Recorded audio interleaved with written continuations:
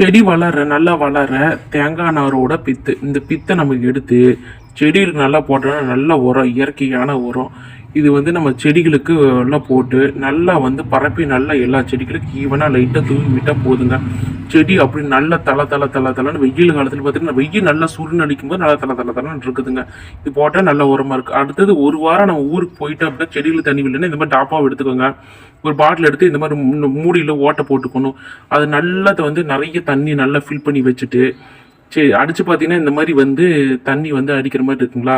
இதை வந்து நம்ம என்னென்னா செடிக்குள்ளே நம்ம வந்து திருப்பி வச்சுட்டோம்னா ஒவ்வொரு டிராப்டாக வந்து சொட்டு நீர் பாசனம் மாதிரி போய் செடி வந்து வளரும். நம்ம 3 நாள் ஒரு வாரம் நான் ஊருக்கு போயிட்டாங்க கூட நம்மளுக்கு பிரச்சனை இல்லைங்க. இந்த மாதிரி பாட்டில் அங்கங்கே நம்ம திருப்பி சாய்ச்சி வச்சுட்டோம்னா ஒரு வாரத்துக்கு தேவையான தண்ணி வந்து இது விழுந்துக்கிட்டே இருக்குங்க. ஒரு வாரம் நம்ம தண்ணி பாய்க்கலனாலும் செடி நல்லா வந்து தலான்னு இருக்கும். தேங்காய் நார் பித்தோட இதுவும் தண்ணி ஊற்றும் போது நல்லா இன்னும் செடி நல்லா வளருங்க.